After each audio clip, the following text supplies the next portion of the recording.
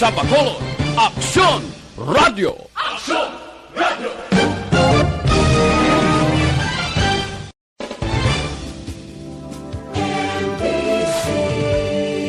Manila Broadcasting Company. Sa balita, komentaryo, isyu, serbisyo publiko. Aksyon Radio! Sa Bacolod, Aksyon Radio! Aksyon Radio!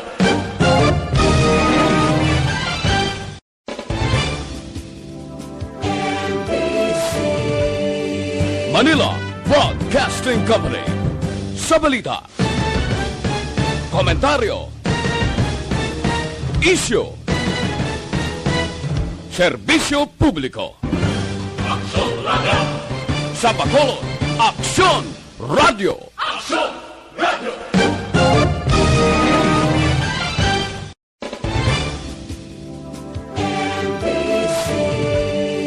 Manila Broadcasting Company. Sa balita, komentaryo, isyu, serbisyo publiko. Aksyon Radio! Sa Bacolod, Aksyon Radio! Aksyon Radio! Aksyon Radio Philippine Standard Time, alas 6:07. Ang oras ginadula.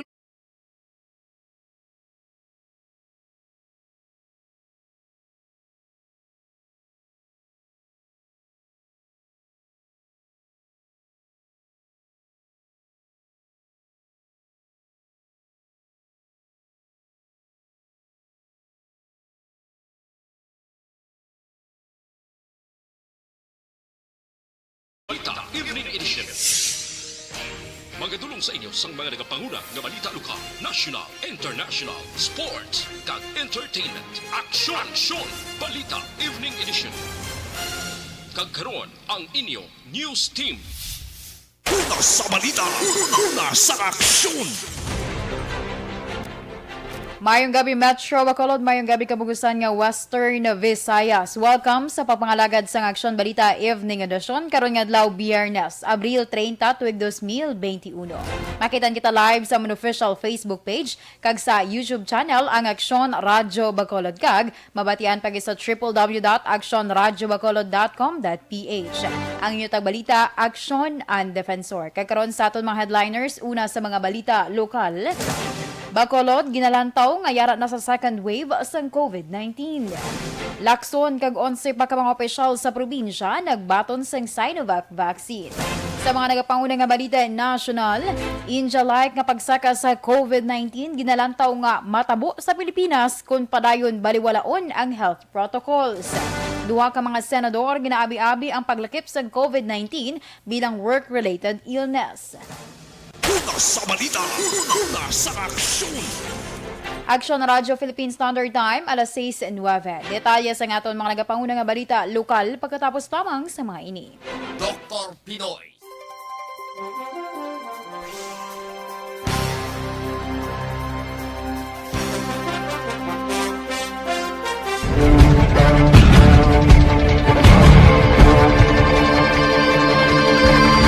Welcome to the biggest gathering of radio stars in Negros Occidental.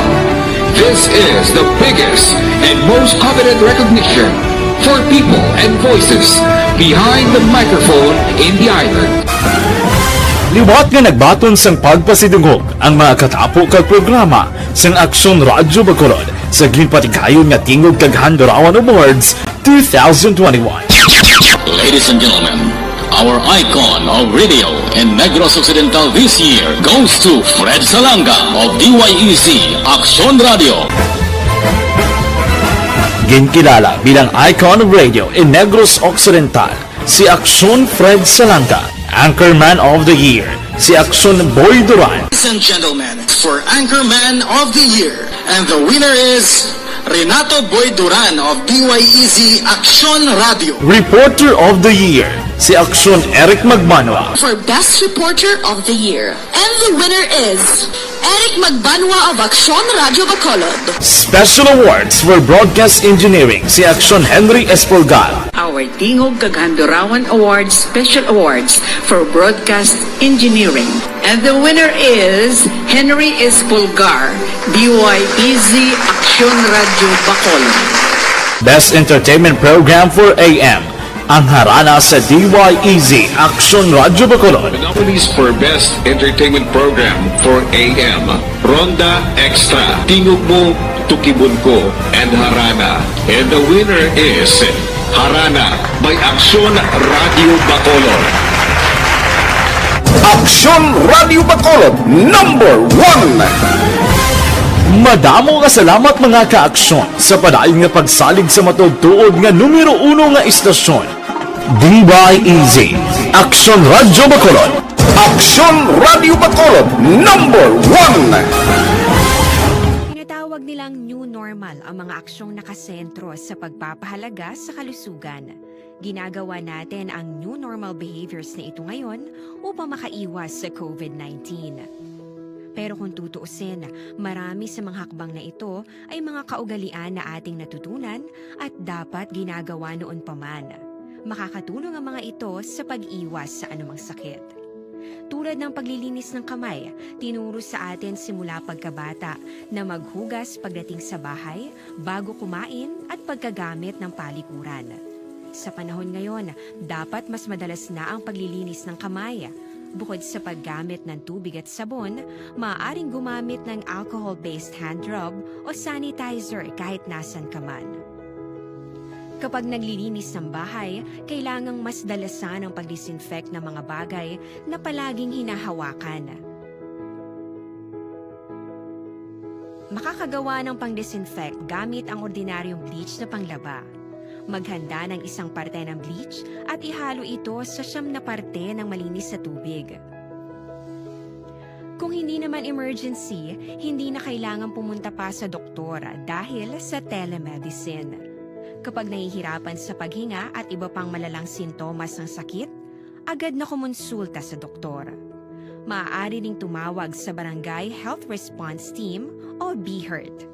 Huwag kalimutan ang mga natutunan dahil ito ang ating sandata para maging handa sa new normal.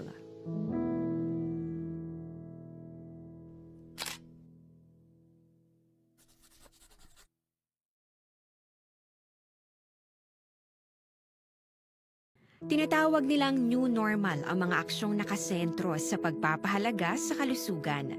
Ginagawa natin ang new normal behaviors na ito ngayon upang makaiwas sa COVID-19. Pero kung tutuusin, marami sa mga hakbang na ito ay mga kaugalian na ating natutunan at dapat ginagawa noon pa man. Makakatulong ang mga ito sa pag-iwas sa anumang sakit. Tulad ng paglilinis ng kamay, tinuro sa atin simula pagkabata na maghugas pagdating sa bahay, bago kumain at pagkagamit ng palikuran. Sa panahon ngayon, dapat mas madalas na ang paglilinis ng kamay. Bukod sa paggamit ng tubig at sabon, maaaring gumamit ng alcohol-based hand rub o sanitizer kahit nasan ka man. Kapag naglilinis ng bahay, kailangang mas dalasan ang pag-disinfect ng mga bagay na palaging hinahawakan. Makakagawa ng pang-disinfect gamit ang ordinaryong bleach na panglaba. Maghanda ng isang parte ng bleach at ihalo ito sa 9 na parte ng malinis na tubig.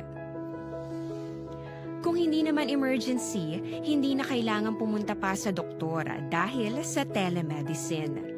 Kapag nahihirapan sa paghinga at iba pang malalang sintomas ng sakit, agad na kumonsulta sa doktor. Maaari ring tumawag sa Barangay Health Response Team o BHERT. Huwag kalimutan ang mga natutunan dahil ito ang ating sandata para maging handa sa new normal.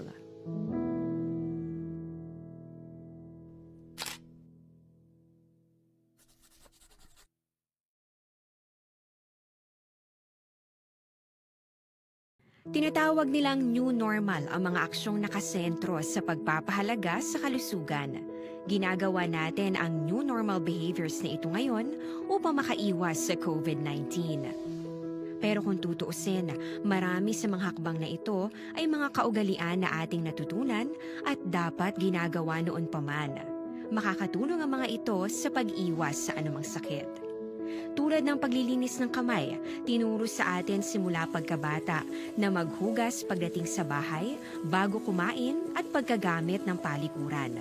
Sa panahon ngayon, dapat mas madalas na ang paglilinis ng kamay. Bukod sa paggamit ng tubig at sabon, maaaring gumamit ng alcohol-based hand rub o sanitizer kahit nasan ka man. Kapag naglilinis ng bahay, kailangang mas dalasan ang pag-disinfect ng mga bagay na palaging hinahawakan. Makakagawa ng pang-disinfect gamit ang ordinaryong bleach na panglaba. Maghanda ng isang parte ng bleach at ihalo ito sa 9 na parte ng malinis na tubig. Kung hindi naman emergency, hindi na kailangan pumunta pa sa doktor dahil sa telemedicine. Kapag nahihirapan sa paghinga at iba pang malalang sintomas ng sakit, agad na kumonsulta sa doktor. Maaari ring tumawag sa Barangay Health Response Team o BHERT. Huwag kalimutan ang mga natutunan dahil ito ang ating sandata para maging handa.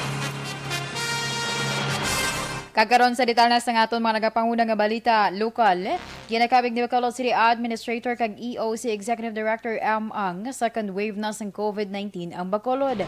Sa interview sa Aksyon Hotline, ginpahayag ni Ang nga nalapawan na sang Abril 2021 ang Agosto 2020 nga record sang COVID-19. Suno kay Ang, na-flatten na sang Bacolod ang COVID-19 cases sa syudad sang una nga semana sang Marso, apang liwat ini na nga nagsaka paglabot sa katapusan sang Marso.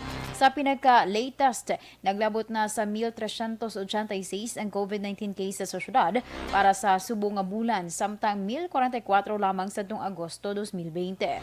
Manugyan ni Ang sa publiko, bisan pa na paidalom sa Modified General Community Quarantine ang Bacolod, dapat kabigon ining ngayara sa ECQ status kag maglikaw, ilabi na sa pagtinilipon.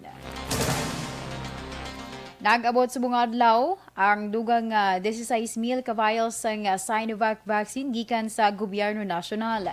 Sunod kay Dr. Ernel Tumimbang, ang tagpamuno sa Provincial Health Office, sa 6,000 ka vials, 8,000 ka mga tawo ang mabakunahan sang unang nga dose, kag taguon ang katunga para sa ikaduhang nga dose. Dugang pa, amat-amat ang pagbakuna base man sa priority list nga gin-aprobahan sa Department of Health. Apang palayag ni Tumimbang, madugay pa antes mabakunahan ang tubtob sa A7 priority list bangod sa limitado nga supply sa bakuna. Suno kay Tumimbang, una kung taning ibakuna sa mga 60 anyos pasaka among AstraZeneca, apang bangod sa limitado nga supply kag padayon nga pagtuon, ginaprobahan sang Food and Drug Administration ang Sinovac vaccine para sa mga senior citizen.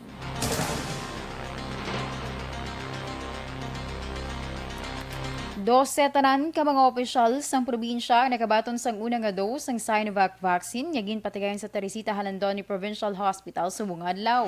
Ang mga nabakunahan na Musanday Negros Occidental Governor Eugenio Aksyon, Mayor sa Manuel Escalante, Pedro Zaico, John Ray Tabuhara, Nicolas Yulo kag Rumayla Manggilimutan.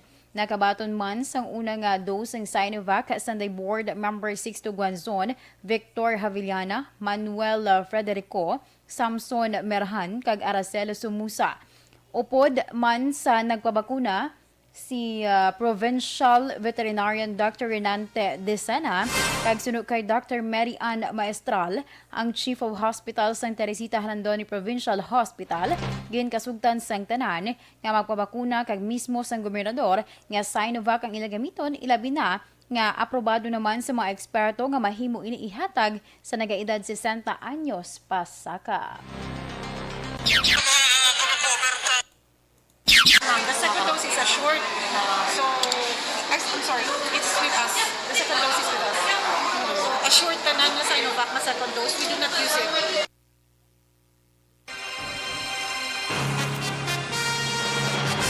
Ang kabahin sa pagpahayag ni Dr. Mary Ann Maestral. Ginpahayag naman ni Negros Occidental Governor Bong Lacson nga wala siya sangkun ano nga nabatsyagan matapos ang pagbakuna sa iya sang Sinovac vaccine. Suno kay Lacson, nangin mahapos kag organisado ang proseso sang pagbakuna sini, kaupod ng pinaka mga alkalde bangod sa ginpahanumdum sa ila nga wala dapat sang shortcut kag mag-agi sa husto nga proseso antes mabakunahan kaangay isang pag-check sang vital signs kag pag-usisa sa mga doktor. Dugang pa ni Lacson, matapos mabakunahan, 40 minutos tubtob isa ka oras pa sila nga ginobserbahan agod gilayon nga matatapan kung maka-eksperyensya sa mga adverse effects. Ginpalayag man ni Lacson nga antes sila ginpapuli ginhambalan sila sa nga mga minor side effects nga posible ila mabatsyagan. I'm good. As you have observed, everything went well. Nobody was allowed to do shortcuts. We had to be interviewed. Our BPs were taken. Our weight were taken. And after the shot, we had to wait for at least 40 minutes. Ang kabahin sa pagpahayag ni Negros Occidental Governor Bong Lacson. Una sa balita, una sa aksyon. Aksyon Radio Philippine Standard Time, alas 6:22. Amligan ng lawas, pagi sa pagin...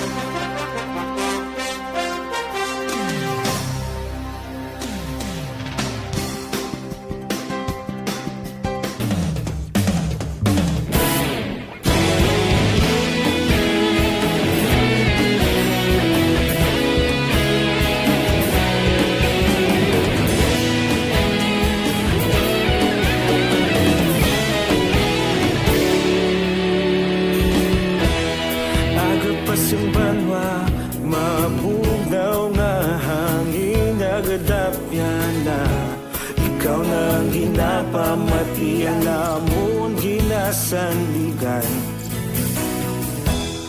Tingog sang probinsya kamatuuran ginapalap na Minsay nga may dala paglaom kag kasanag Tinuig na nagligan ikaw gihapon ang ako nga istasyon Sa pagbudlak sang adlaw sa pagduhaw sang biton Mga balita nga dala inspirasyon Aksyon radyo, bakolod man sa gihapon Padayon aksyon radyo, bakolod sa luto sa imo Padayon aksyon radyo, salamat isa pagserbisyo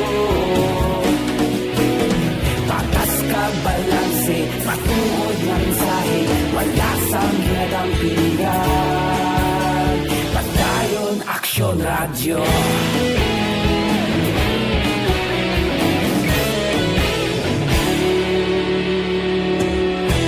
Pagkulon nun kag negrosanon Inyong pamatian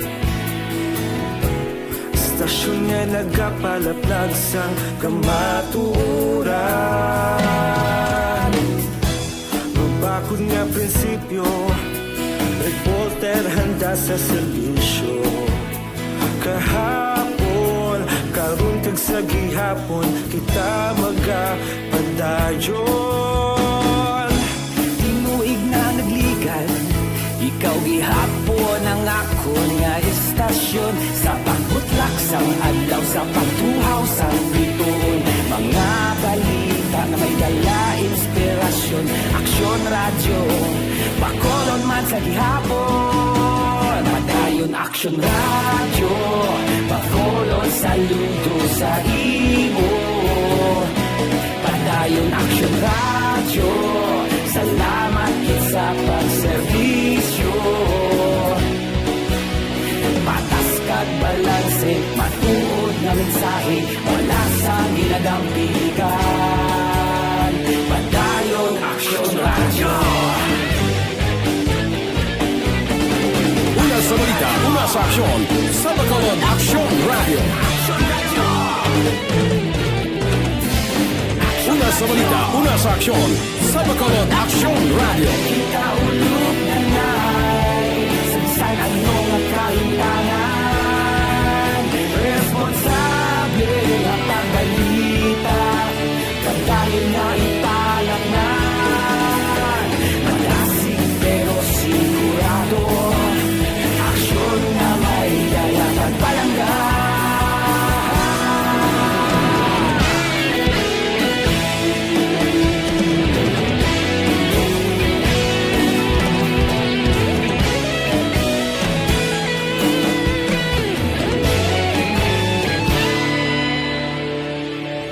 Padayon Aksyon radyo, Bacolod saludo sa imo. Padayon Aksyon radyo, salamat kit sa pagserbisyo. Padayon Aksyon radyo, Bacolod saludo sa imo. Padayon Aksyon radyo, salamat kit sa pagserbisyo. Patas kag balanse, matuod nga mensahe, wala sang ginadampigan. Padayon Aksyon radyo.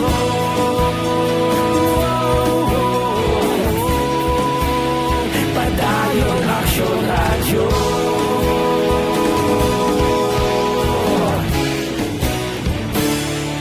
Padayon Aksyon radyo.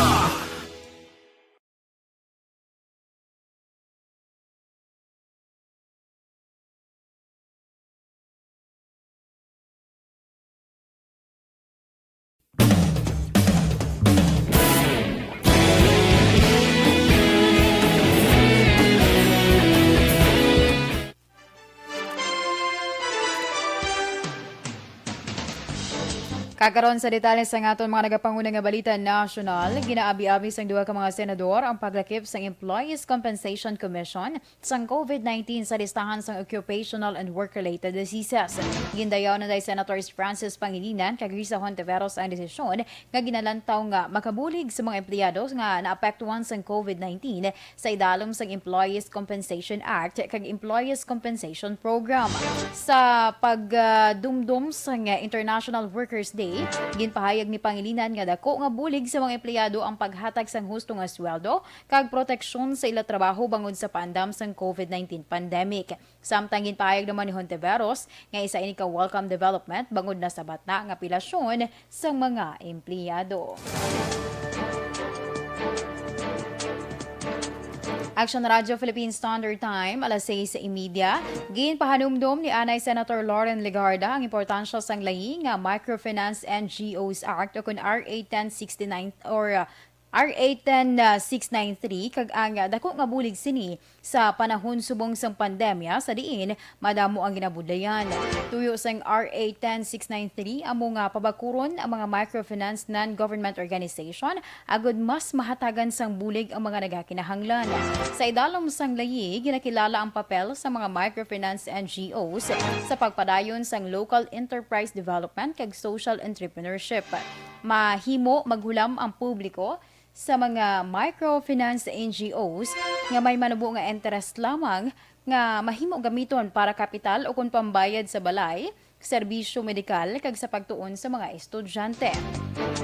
Para sa dugang nga impormasyon, mahimo man magbisita sa website sang Security and Exchange Commission agud makita ang listahan sa mga microfinance NGOs nga may MNRC accreditation. Nag-file si ani House Speaker kag tagiga Pateros Representative Alan Peter Cayetano sang resolusyon sa Kongreso agud hibaluon kung paano ginusar ang pondo sa bayanihan 2. Natingala ang mamalidha matapos isiling sa gobyerno nga may nabilin pa nga 23 bilyones pesos halin sa bayanihan 2 sa pihak nga ang kwarta gintigana sa nagkalain-lain nga mahensya sang gobyerno. Bangod sini luyag mahibaluan ni Cayetano ang paagi kung paano gingasto ang pondo. Ginihemplo ni Cayetano ang Department of Education nga ginhatagan sang kwarta kay bakal sang laptop para sa mga estudyante nga nabudayan sa blended learning apang tubdub subong wala sa may natabo nga procurement. Gini si star sang kongresista nga hindi dapat pag-istoryahan ang bayanihan 3. Tubtub wala na paathag kung paano paano gin-implementar ang mga nauna nga bayanihan law. Suddenly, nung nag-ECQ sa Manila, pinalabas na 23 billion galing sa bayanihan 2. So, inimbestigahan ko tuloy at nakita ko, katulad sa DepEd, hindi pa nabibili yung 10,000 laptop o tablet at wala pa silang sinasabing petsa kailan dadating to. Di ba, kung susundin yung regular school year, June na pasukan. 2021 tuloy, hindi tayo napaglagay ng malaking pondo para dyan. Ngayon, magsasubmit na ng budget for 2022. So, nagtataka ako, ano ang binawasan na pondo sa Bayanihan 2 sa 23 billion? So, hindi natin pwedeng pag-usapan yung Bayanihan 3 kung hindi natin alam kung ano na-implement o hindi na-implement sa Bayanihan 1. Una sa balita, una sa aksyon. Aksyon Radyo Philippine Standard Time, alas 6:33. Kag inyo ginpamatian, nakabugasan nga detalye sa aton mga natipon nga mga balita, diri lamang sa Aksyon Balita Evening Edition, karong adlaw Biyernes, Abril 30, 2021. Sa liwat ang inyo tagbalita, Aksyon ang Defensor. Una sa balita, una sa Aksyon, sa Bacolod, Aksyon Radio. Aksyon Radio!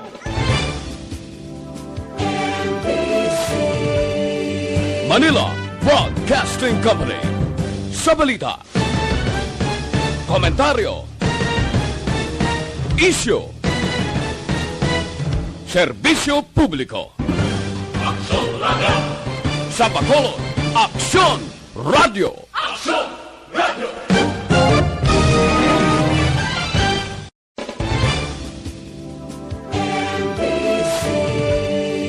Manila Broadcasting Company.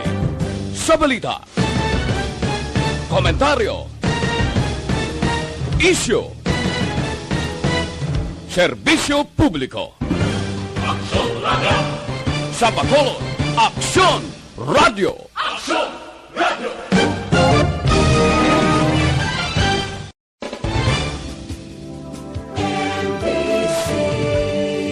Manila Broadcasting Company.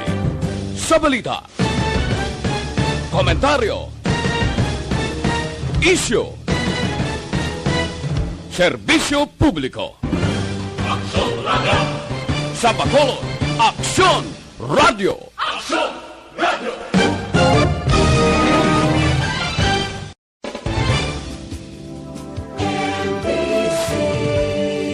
Manila Broadcasting Company. Sa balita, komentaryo, isyu, serbisyo publiko. Aksyon Radio. Sa Bacolod, Aksyon Radio. Aksyon Radio.